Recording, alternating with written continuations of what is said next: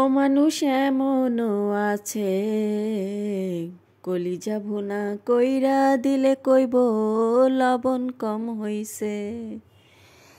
আসসালামু আলাইকুম, কেমন আছেন সবাই? আশা করছি ভালো আছেন। আর এই গানটা গাইলাম কেন জানেন? আজকে আমি গরুর কলিজা ভুনা করছি, আর লবণ কম হয়েছে এই কথাটা আমার ঘরের কেউ বলেনি। আলহামদুলিল্লাহ অনেক মজা হয়েছিল। আর এটা আমি কিভাবে করলাম সেইটা রেসিপি নিয়ে চলে আসলাম আপনাদের মাঝে। আশা করছি সবাই ফুল ভিডিওটাই দেখবেন। তো এখানে আমি প্রথমেই কড়াইতে সরিষার তেল দিয়ে কিছু আলু ভেজে নিব। আর এই আলুটা আমি আলুটা দিয়েই কলিজাটা রান্না করব।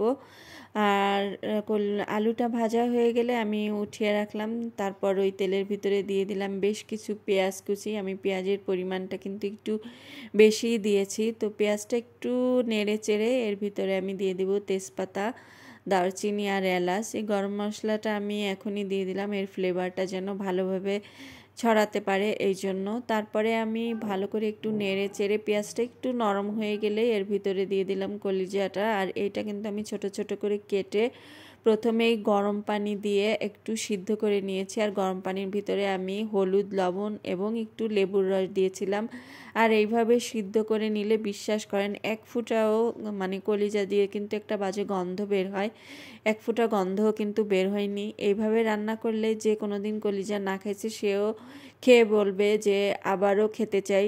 তো যাই হোক, এই তো আমি কথা বলতে বলতে সব মশলা দিয়ে দিলাম। এর ভিতরে আছে জিরা বাটা, আদা বাটা, তারপরে আছে রসুন বাটা, আর শুকনা মরিচ আমি বেটে দিয়েছিলাম, হলুদের গুঁড়া, পরিমাণ মতো লবণ দিয়ে আমি এটাকে বেশ কিছু সময় একটু কষিয়ে নিব।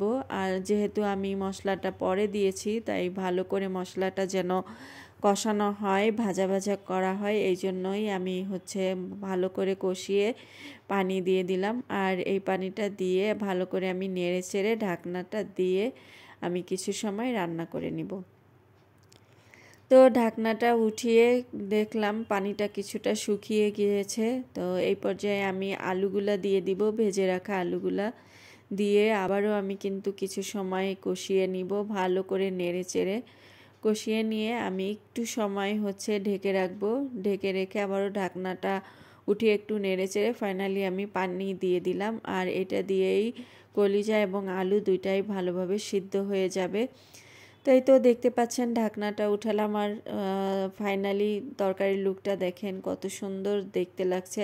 আর আমার রান্নাটা কিন্তু শেষ। আমি নামানোর আগে দিয়ে দিলাম জিরা এবং গরম মশলা ভেজে রাখছিলাম, আর ওইটা গুঁড়ো করে দিয়ে দিলাম। আর এই পর্যায়ে ফ্লেভারটাতে ঘর পুরা ভরে গিয়েছে। তো যাই হোক, আমার রান্নাটা শেষ। এই তো দেখতে পাচ্ছেন আলহামদুলিল্লাহ, দেখতে যতটা লোভনীয় লাগছে খেতেও অনেক মজা হয়েছিল। এইভাবে আপনারা বাসায় ট্রাই করতে পারেন, আশা করি মজাই লাগবে। তো আজকে এই পর্যন্তই। সবাই ভালো থাকবেন, আমাদের জন্য দোয়া করবেন। আল্লাহ হাফেজ।